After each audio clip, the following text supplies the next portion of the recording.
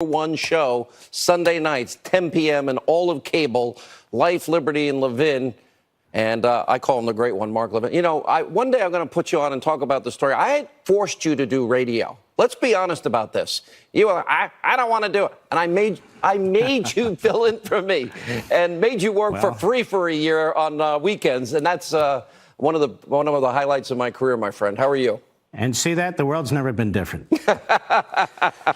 Listen, Mark, when I read The Judge on Friday, I thought of you. Years ago, you wrote an incredible book. It's called Men in Black. And you wrote the Liberty Amendments recently and an American tyranny. Liberty versus tyranny. So many of them. Okay. No, these are all great books because you're a constitutional scholar. You see what is happening. You heard what that judge said Friday. They're putting the screws to Manafort. It has nothing to do with collusion. They want him to sing. Be careful, because he may not just sing, he may compose. And I was proud of that judge because that judge nailed it. And now you see Sarah Carter's report tonight. Comey and Mueller coordinating? Tell me why this is so wrong, and the audience.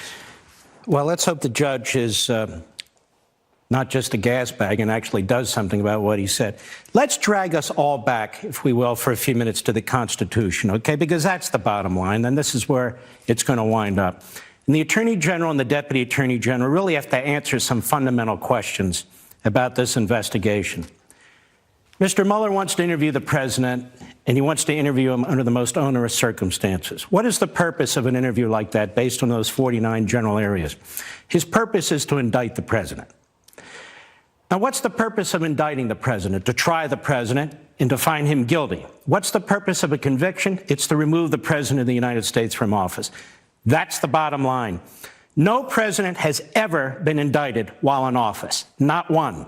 No president has ever been forced before a federal grand jury. Not one. No president has ever been removed from office by the United States Senate and 2/3 vote of the Senate. Not one.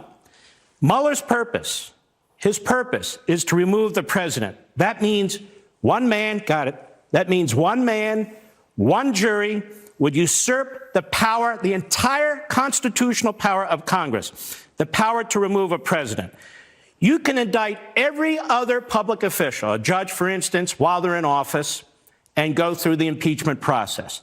You cannot do it with a president. And I'm going to tell you, I've been studying this for decades. I'm studying it now. Here's the authoritative book. So what's going on now? It takes 2/3 of the Senate to remove a president. Not one prosecutor, not one jury. So my question is, from a constitutional perspective, to Attorney General Jeff Sessions, it's time to step up. To the Deputy Attorney General, it's time to pay attention.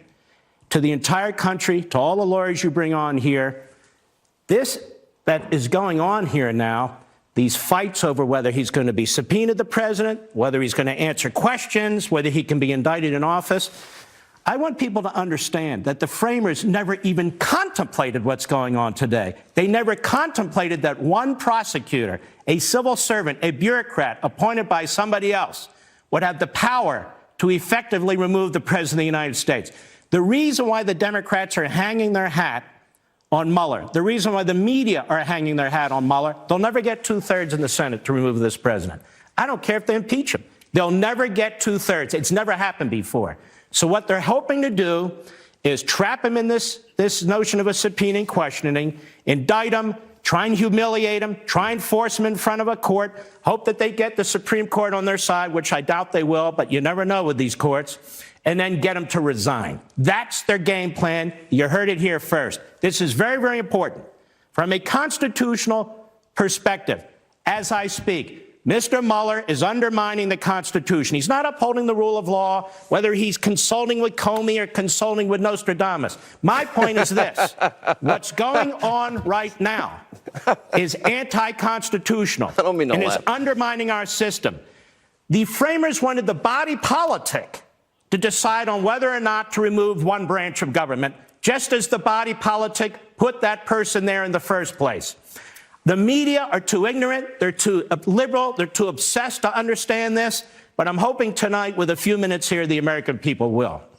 You know, I call you the great one.